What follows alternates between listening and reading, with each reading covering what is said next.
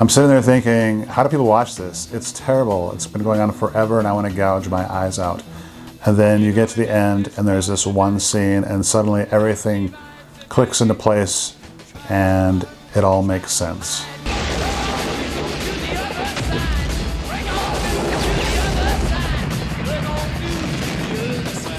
What do you think?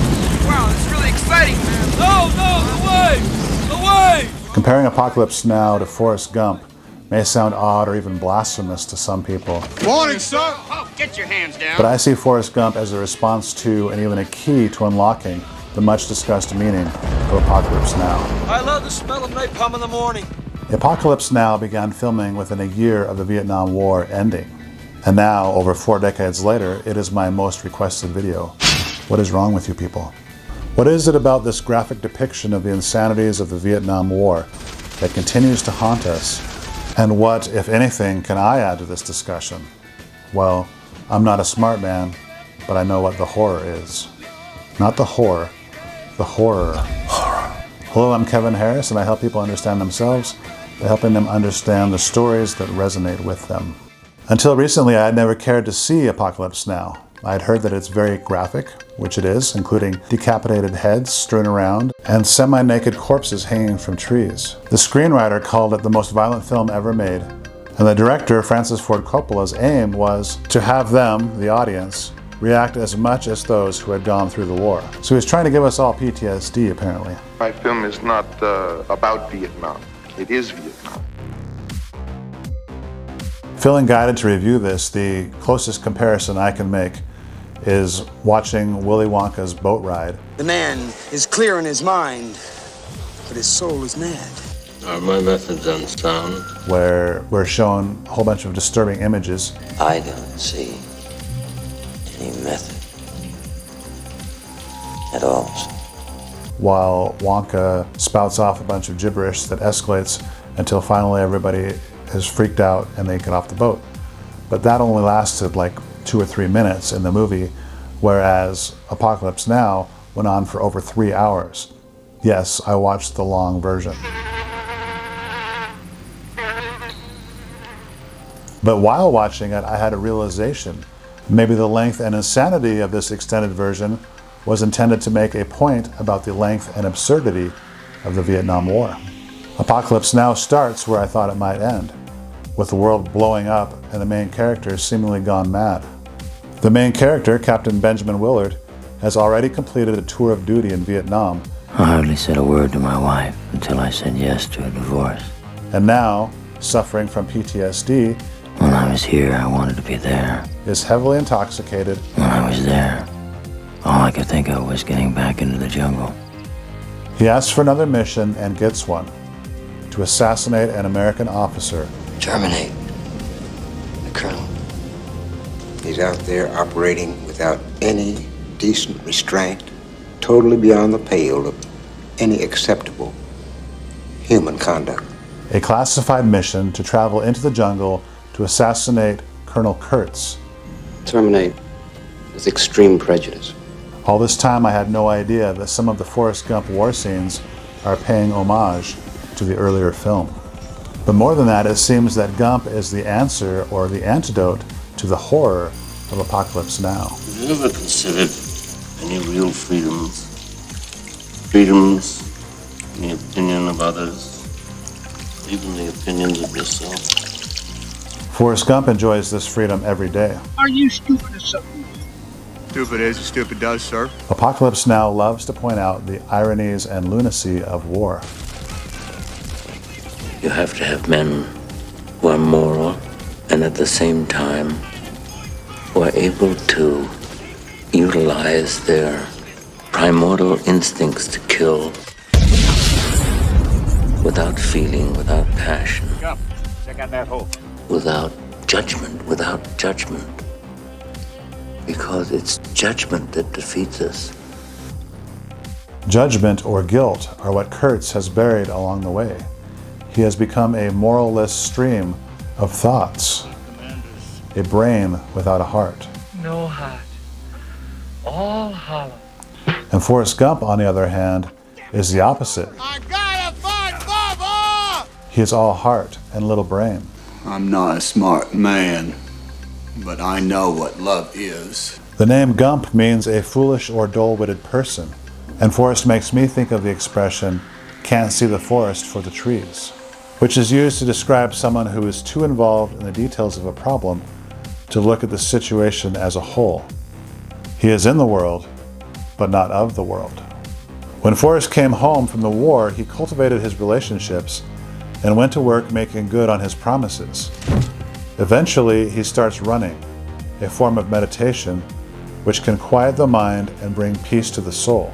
I just felt like running. He tells his story to whomever will listen, Lieutenant Dan, ice cream. including Lieutenant Dan Taylor,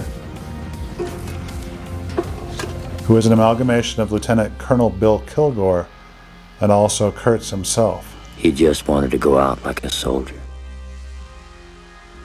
Standing up. You cheated me! I had a destiny. I was supposed to die in the field! Even the jungle wanted him dead. You leave me here! Get away! Just leave me here! Get out! And that's who he really took his orders from anyway. Willard and Kurtz don't know how to let go of the effects of the war and experience peace the way that Gump seemed to. Much of Apocalypse Now is spent with Willard navigating up the river to Kurtz's outpost, which is located at the ruins of an ancient temple. Willard has been journeying to the temple to offer a sacrifice. Kurtz, played by Marlon Brando, is to be that sacrifice. What did you expect? Like Huck Finn on the Mississippi, Willard travels down the river of life, narrating and cataloging the ironies of war, The charges aren't justified. the abuses of power, the cruelty, selfishness, lust, and savagery, until they finally arrive at the gates of hell and confront Kurtz, the savage, horrible shadow of Willard himself, of what he could become. Kurtz is symbolically the embodiment of all the death and terrible things we have seen thus far in the movie. He represents all the injustices and horribleness of war and everything associated with it. It has been a journey to the center of the soul, a heart that has turned to stone, hardened by violence, pain, lies, manipulation, and fear. When I was a kid, we would travel every year to a family reunion at my father's rural childhood home. And along the way, we would stop at what we called the flowing well to fill up our containers with fresh cold water, which was just a simple pipe coming up out of the ground from which water poured out continuously. There's a place in the river, I can't remember. Must have been a gardenia plantation or flower plantation at one time. The well had been installed by the railroad many years before, and I was always amazed that year after year, the water had never stopped flowing. The freshest, most delicious water you've ever tasted. For about 5 miles, you'd think that heaven just fell on the earth in the form of gardenias. Then one year, we came and we couldn't find the fountain. It had always been there, but now it was missing. Eventually, we realized that it had been capped off permanently. The railroad company, who had originally set it up, now saw it as a liability and put an end to it. It was a sad day. I still miss that cold, delicious water. At the center of our souls is a similar fountain. It is a source of creativity, love, and purpose. It continuously pours meaning and guidance into our life. He never actually said so, but I think he made his peace with God. But for some reason, we turn away from it. We can no longer find the fountain. And so we bury that fountain, that inner light, denying its existence and mocking the idea of it. That space at the center of our soul where childlike wonder and innocence prevailed devolves into a stagnant garbage dump for all of our pains and regrets. And we, feeling only half alive, begin to see the world as gray and meaningless. Because there's a conflict in every human heart between the rational and the irrational, between good and evil. And good does not always triumph. Sometimes the dark side overcomes what Lincoln called the better angels of our nature. future. In order to remove this block, to change the direction of our lives, it requires something different, something life-altering, to find the fountain again and change the direction of our lives. In biblical times, a goat was brought before the priest, who symbolically placed all the sins of the people upon its head. The death of Kurtz is intercut with the ceremonial slaughtering of a water buffalo. And as soon as I saw that, suddenly this miserable, tedious movie made sense. Still don't need to be 3 hours long or more. Kurtz and the water buffalo are symbolically the same. They die so that everyone else can live.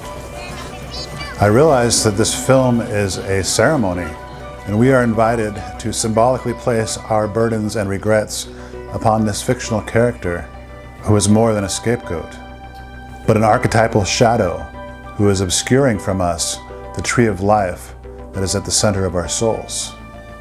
Once Kurtz has died, there is a welcome silence, and we never hear any narration again. It is extremely difficult to stay alert and attentive instead of getting hypnotized by the constant monologue inside your own head. David Foster Wallace. There's no peace to be found by a mind without a heart, only endless rationalizing and paralyzing fear. And that mind, consumed with self-preservation, will do everything in its power to prevent us from breaking the cap off of our past in order to finally experience real joy. Contrary to what many people think, the word apocalypse doesn't mean world-ending cataclysm. In the Bible, the word apocalypse simply means unveiling, as in to uncover or reveal something that had been hidden, hunting magic eels. But out there with these natives, it must be a temptation to be God.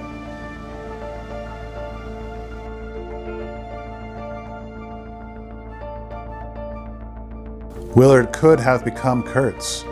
He was essentially his heir and could have taken over his kingdom of brutality, but he laid down his weapon and walked away, leading the remaining soldier and the audience out of death and into a new life. Things may not always go the way that we plan. Soldiers, mothers, people give their lives so that we can live better lives in order to finally find the fountain and experience real joy. And that is the moral of this story. This is just my interpretation of Apocalypse Now. Please let me know what it means to you in the comments below. Thank you. Blah-de-blah-de-blah.